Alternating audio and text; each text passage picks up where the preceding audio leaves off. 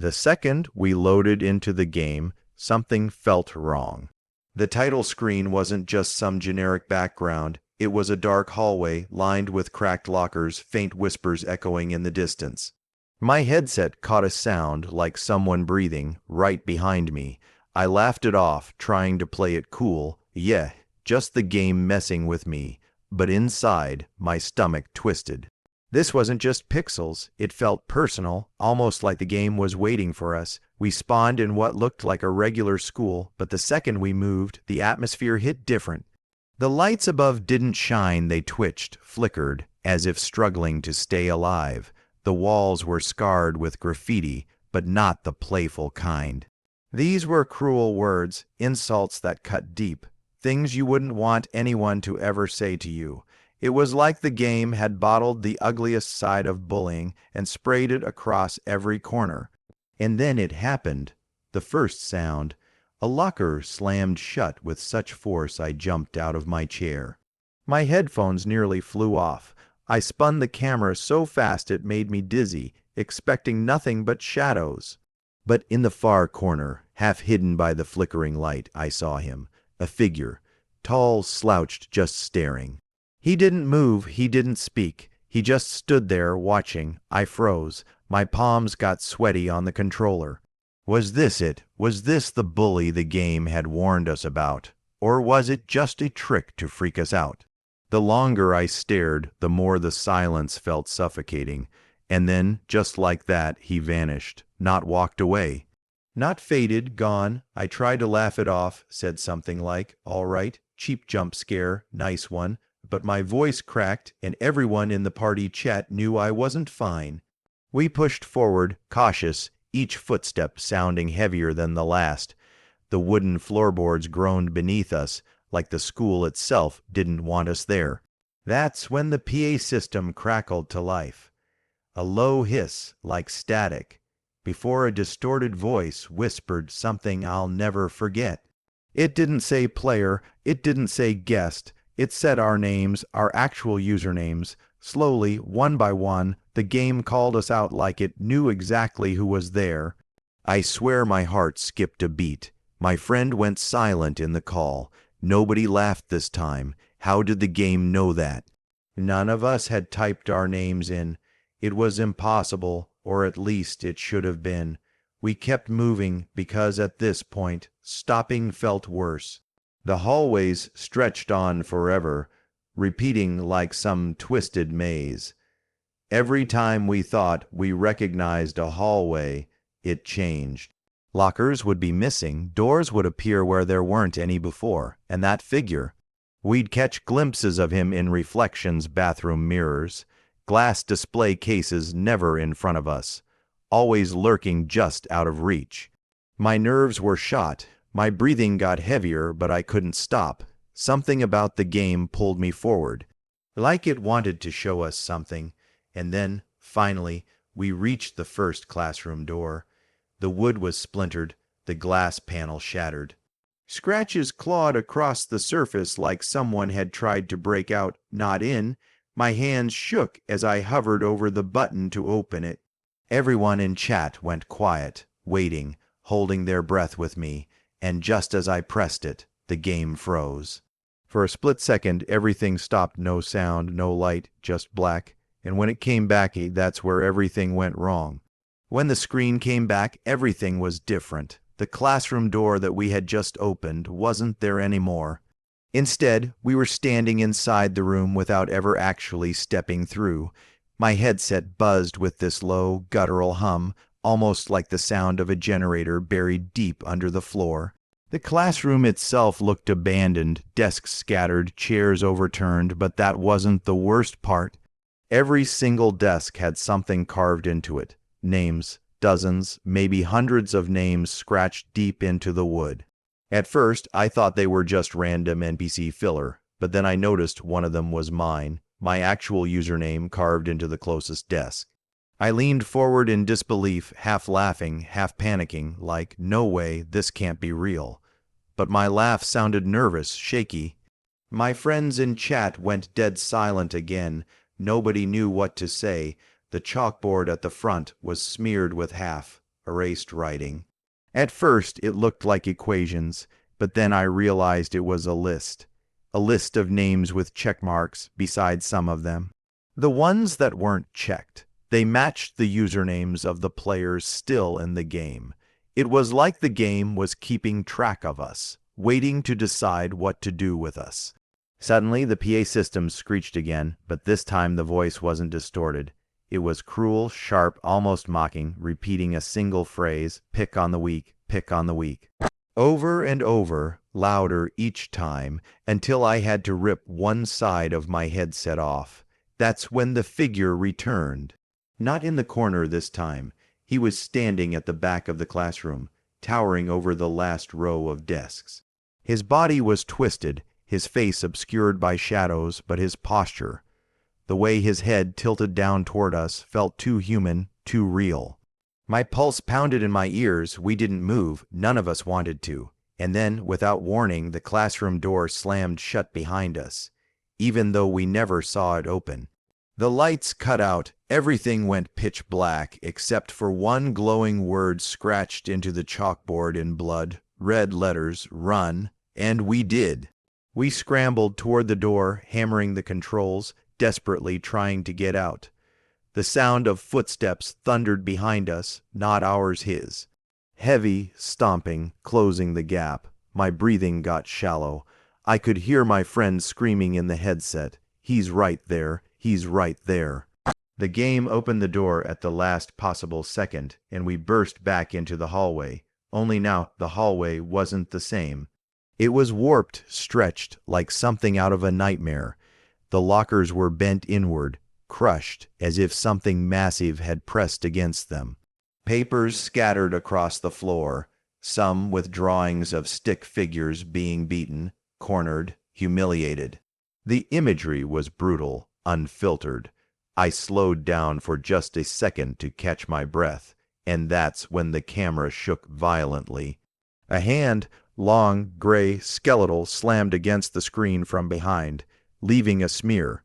I screamed, actually screamed out loud, and everyone in the call laughed nervously at me, even though we were all just as terrified. We kept running, no idea where we were headed, no map, no sense of direction, and then the hallway split. Two doors stood in front of us, both glowing faintly. One had the word "follow" carved into it. The other had "hide." We didn't know which to choose.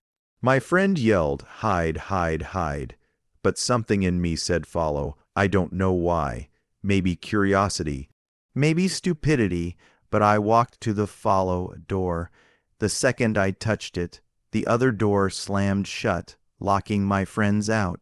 My headset went silent. The party chat disconnected. And suddenly, I realized I was alone. The silence hit me like a punch. The moment that "follow" a door shut, the party chat cut out completely. No voices, no laughter, no panicked yelling. Just silence. My room felt colder, like the game had swallowed me whole. For a second, I thought my Wi-Fi had died, but the little connection bar was still there. No lag, no drop. Just me and whatever waited on the other side. The room I stepped into was nothing like the classrooms before. It wasn't even a school anymore. The walls were concrete, damp, covered in peeling paint, and the floor glistened as if water had seeped through. A single light bulb swung from the ceiling, flickering violently, casting long shadows across the walls. And there he was, the figure, sitting at a desk, hunched forward, scribbling something furiously on paper. His shoulders jerked with every line, every scrape of pencil against the page. The sound was unbearable, like nails dragging across glass. I tried to back up, but the door behind me had disappeared. I was trapped. My only choice was to move closer. Slowly, step by step, I crept toward him. My controller shook with every heartbeat. I swear it synced with my pulse. When I finally got close enough, the scribbling stopped. His hand froze. Without lifting his head, he slid the paper across the desk toward me. My screen zoomed in automatically, showing the page. It wasn't words. It was a drawing. Stick figures lined up in rows. Some were crossed out, others circled, and there, right at the bottom, was me, my username circled in red ink with a single word written underneath, next, and my chest tightened. I pulled the stick back, trying to get away, but the figure rose from the desk, slowly, too slowly. His head tilted upward, and for the first time I saw his face, or rather the lack of it. No eyes, no mouth, no nose. Just an endless, bruised surface where his features should have been. I panicked and sprinted toward the nearest wall, hammering the controls. And that's when the wall opened. Not a door, not a hallway, just tore open, like rotten wood giving way to a hidden passage. Without thinking, I dove through. The tunnel on the other side was narrow, claustrophobic, lined with pipes that hissed steam. My footsteps echoed like gunshots. I couldn't shake the feeling that he was crawling behind me, dragging himself through the same tunnel. The thought made my skin crawl. Halfway through, the lights died completely. I couldn't see a thing. My only guide was the faint sound of dripping water ahead. I kept moving, hands trembling, eyes straining against the dark. And then, out of nowhere, my controller vibrated violently, like something had grabbed my ankle. I screamed, kicked the stick forward, and bolted blindly through the black. When I finally burst out of the tunnel, I wasn't in a school anymore. I was in a gymnasium, or what was left of one. The bleachers were overturned, the basketball hoops bent and broken. Blood smeared across the polished floor in long, dragging streaks. And in the center of the court was a single spotlight shining down on a chair. Someone was sitting in it. I crept forward, heart hammering in my chest. The closer I got, the clearer the figure became. It wasn't the faceless bully this time. It was a student, his face bruised, swollen, his head hung low. He looked beaten, broken. I leaned in closer, whispering into my mic. Even though I knew nobody was there to hear me, "Hey, are you okay?" And that's when his head snapped up, eyes wide, mouth torn into a smile far too wide to be human. His voice wasn't his own. It was deep, layered, echoing, too late. The lights cut out. The gym fell into darkness, and then I heard the sound again. Those heavy, stomping footsteps, getting closer. I froze, controller in hand, breath held as the sound circled me. And then, something whispered directly into my ear. Not through the headset, not from the screen, into my actual ear. That's when I realized this game wasn't just a game anymore. That whisper in my ear didn't sound like it came from the game. It felt too close, too real, like someone was right behind me in my room. I ripped off my headset instantly, spinning around in my chair, expecting to see someone standing there. But the room was empty. Just me, my screen, and the faint hum of my PC. For a second, I thought I was losing it. Maybe it was just my imagination, or maybe the game audio had glitched and somehow bled through. I laughed nervously, one of those fake laughs you use to convince yourself you're fine. But deep down, I wasn't fine at all. I put the headset back on, and the game had changed again. I wasn't in the gym anymore. I was in a bathroom. Dirty tiles, cracked mirrors, water dripping endlessly from a sink that wouldn't shut off. The stalls behind me creaked as if someone, or something, was moving inside them. On the mirror, written in what looked like condensation, were 3 words, "He picks you." My stomach dropped. Before I could process it, one of the stall doors slammed open behind me. A shadow shifted, crawling out onto the floor on all fours, limbs too long, joints bending the wrong way. It was the faceless bully, but this time his body moved like an animal, jerking unnaturally as he scuttled across the tiles. I bolted for the exit, but the door was locked. I hammered the controls, but the lock just rattled, refusing to budge. Meanwhile, the creature crawled closer, its head twitching as it dragged itself along the floor. The sound of his nails scratching against the tile made my skin crawl. And then the bathroom lights cut out, total darkness. The only thing I could hear was breathing, deep, guttural, right behind me. I didn't dare move. My heart was racing so fast I thought it might break out of my chest.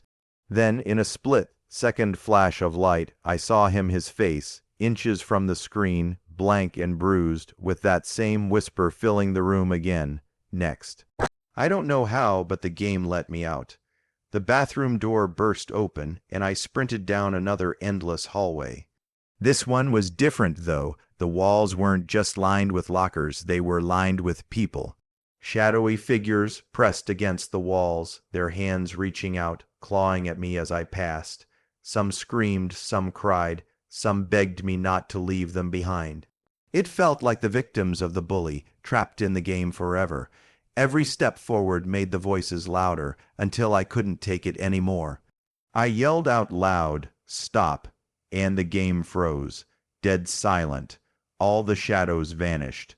The hallway stretched into a single door at the end. Plain wooden, but glowing faintly, I approached it cautiously, hands trembling. On the door, carved deep into the wood, were words that made my blood run cold. "Real world unlocked." I froze. My friends were still gone. My headset crackled with static. Then, out of nowhere, the party chat reconnected. My friends were back, screaming, panicked. "Where were you, dude? We couldn't hear you. We thought you logged out. But here's the thing. I had never logged out. And when I asked them what they saw while I was trapped in the bathroom, their answer made my heart stop. They said my character had been standing completely still the entire time. Hearing my friends' voices again should have been a relief, but it only made things worse. They kept talking over each other, panicked, swearing that while I was gone, my character just stood there in the hallway staring at them. They said I didn't move, didn't speak, didn't react to anything. One of them even said, "Man, you were just watching us. It was creepy." But I wasn't. I wasn't even with them. I was locked in that bathroom, hearing whispers that felt like they were in my own room. I tried to laugh it off, to convince them maybe it was just a sync or some glitch, but I couldn't shake the feeling that something else was happening. That maybe the game had split me in two. One version trapped in its nightmare, the other standing silently beside my friends. When we regrouped in the hallway, the wooden door that said "Real World Unlocked" was still there. My friends could see it too, glowing faintly, pulling us toward it. None of us wanted to open it, but ignoring it felt impossible. We approached slowly, the sound of our footsteps echoing like we were in a cavern. I reached out first, my hand trembling as I pressed the button. The door creaked open, and behind it wasn't a classroom, or a hallway, or even a game environment. It was my room. I swear to you, it was my actual room. The same posters on the wall, the same desk, even the same crooked blinds over the window. My friends laughed nervously, saying, "Bro, that looks exactly like your setup." But the laughter didn't last. Because in the corner of that in-game room was me, or at least something that looked like me, a copy. My avatar sat in my chair, head tilted, staring at the screen, but its face was wrong. The skin was stretched too tightly, the eyes too dark, the mouth curved into a smile that didn't belong on me. I whispered, "That's not me." My friends went quiet. Nobody said a word. The only sound was the distorted hum of the game, low and menacing. Suddenly, the figure, my copy, stood up from the chair, slowly, too slowly, its head cracked sideways as if bones were snapping inside it. And then it turned toward the screen, toward us. The screen glitched violently, flashing between my real face reflected in the monitor and that twisted, distorted version inside the game. My headset filled with static, and through it, that same whisper returned, clearer than ever, "You can't hide." I ripped my headset halfway off again, my hands shaking.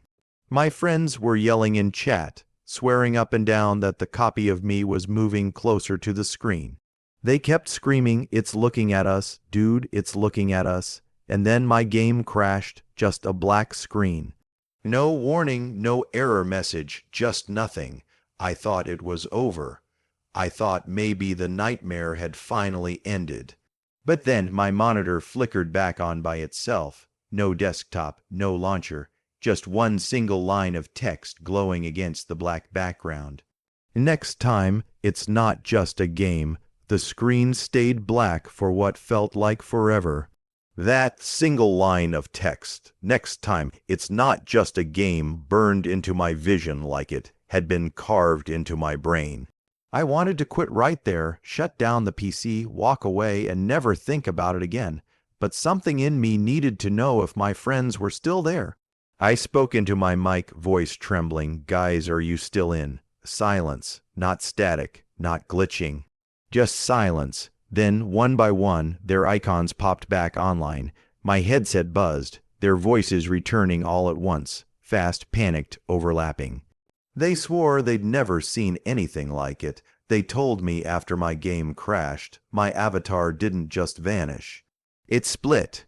One version of me had collapsed on the floor like a puppet with its strings cut, while another version stood up slowly and walked away into the darkness.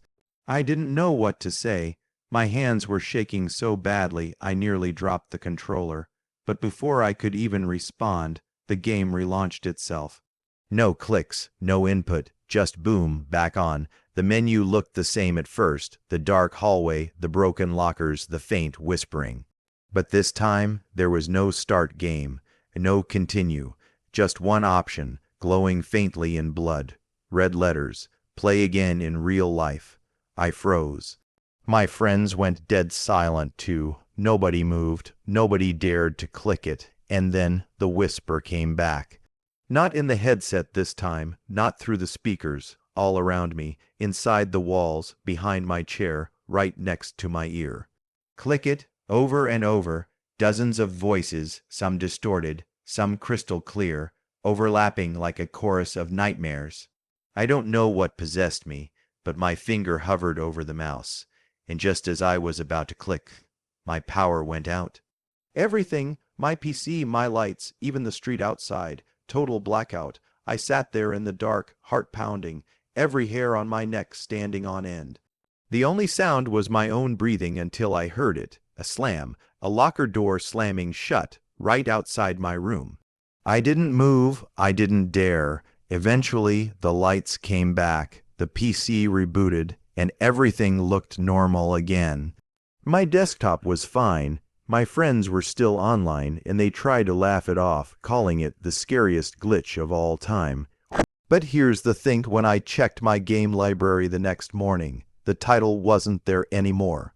It had vanished completely, no trace, like it had never existed in the first place. And yet sometimes, late at night when my room goes quiet, I swear I still hear it.